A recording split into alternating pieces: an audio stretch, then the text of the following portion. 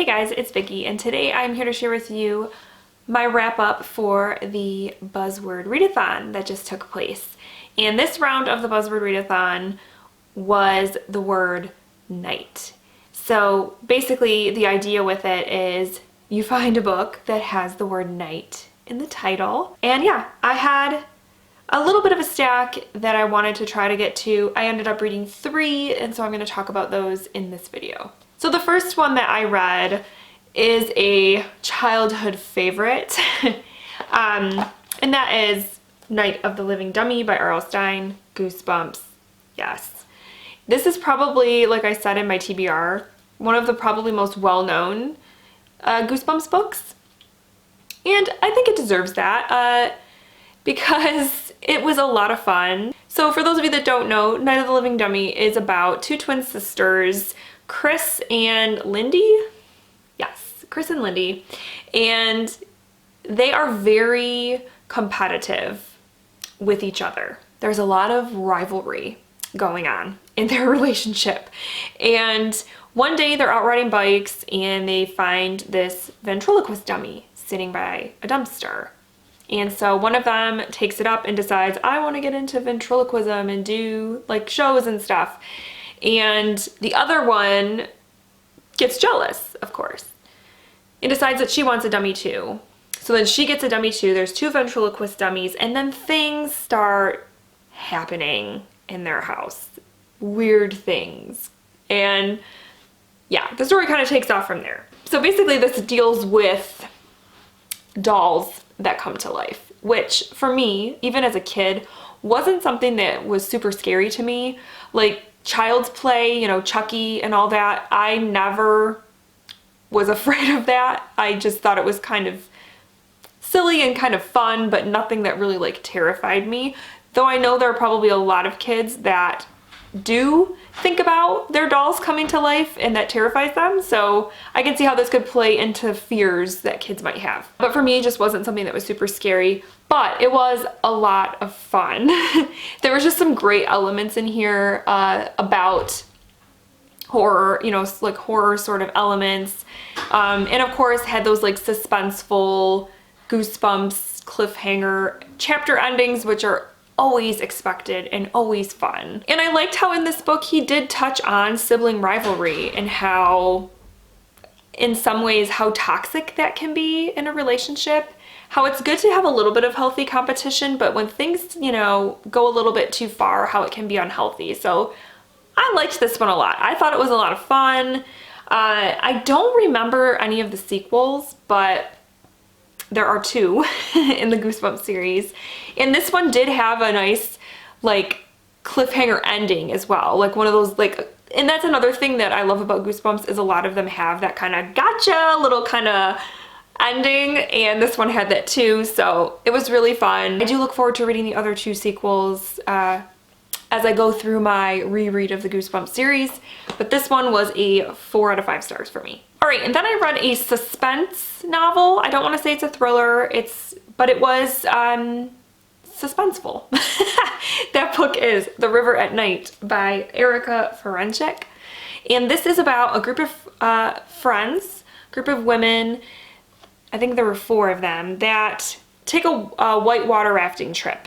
They've been friends for, you know, 15 years. They don't get together very often because life has sort of, you know, gotten in the way of them seeing each other and things. They're married, they have kids, they're going through their own stuff, but they do manage to take a trip every year together. And so this particular year, they take a trip to go whitewater rafting, and things don't go well for them. So first of all, I will say about this book, the pacing was great. I really, really wanted to find out what was happening with this book.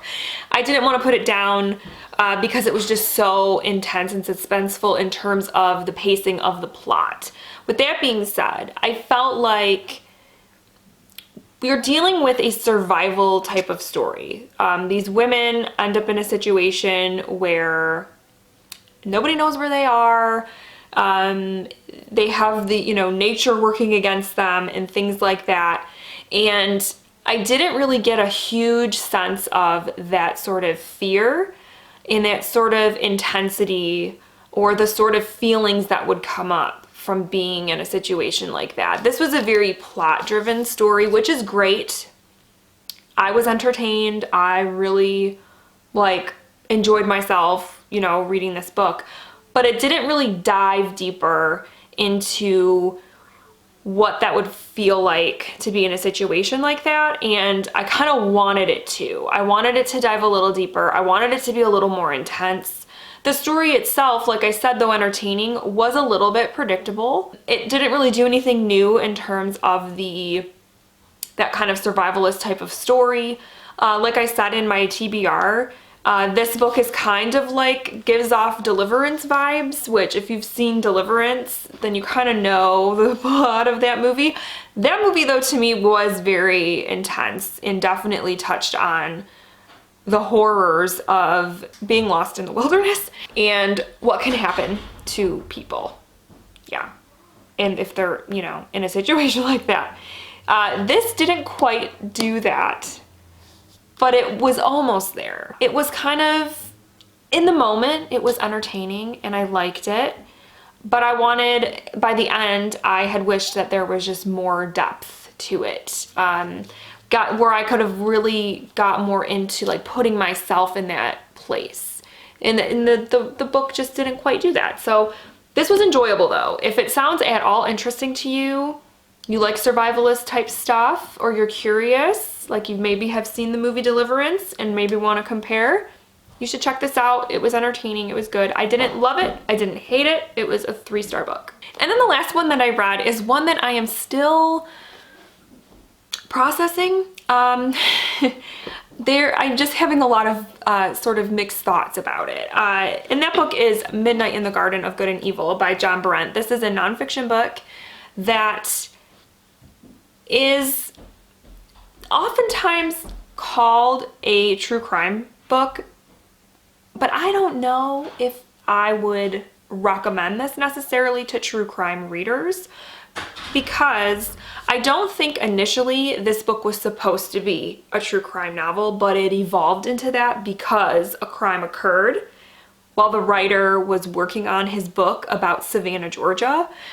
That's what I think happened.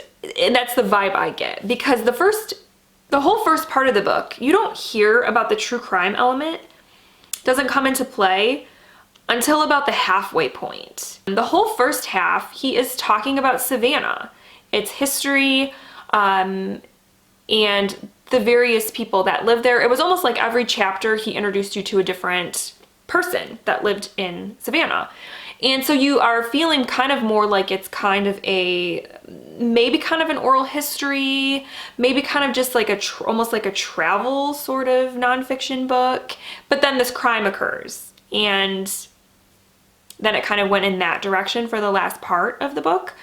So for me, I was really enjoying the beginning part of the book because of, the interesting people that he met and came to know there. Lots of different people. Notably, my favorite person that he met was Lady Chablis, who was a Black trans woman who did nightly shows in one of the clubs in Savannah, and she was just a very funny and just interesting person. So when it got to the true crime part of the book, I don't know. I wasn't totally interested, I guess. Though the case itself, I guess, was interesting, and I'm sure it was very scandalous and obviously caused a stir in the community. I guess I just felt weird about it, and I think the reason I did was because the author, John Berendt, he had a very personal relationship with the person that committed the crime and later went to trial and such. They had a friendship. He'd been to his home, he'd been to various parties that this person has hosted, and he'd really gotten to know him during the process of writing, I believe, this book that was supposed to be about Savannah. And so it just felt kind of weird to read a book a true crime book where the author had such a, I guess, yeah, I'm gonna call it, it was kind of an obvious bias towards the outcome because he was friends with the defendant. So it was just weird to me. It just felt weird. And I kind of liked the first half of the book better, where he was just talking about the city and everything. And it definitely has made me want to visit Savannah, because it sounds like a great place to visit, with very, you know, historic homes and these like little squares everywhere that are very, you know, aesthetically pleasing and everything, and just all the history and things. I definitely want to go to Savannah because of this book. But there were just things about it that I don't know how I feel.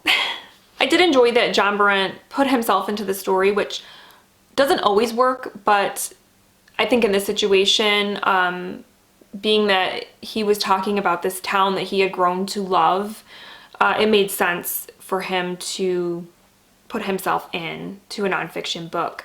It doesn't always work, but in this case, I think it did. So the writing was good. And like I said, it made me I learned a whole lot about Savannah, which I think before this book I knew nothing. So I learned about Savannah. It's made me want to visit there.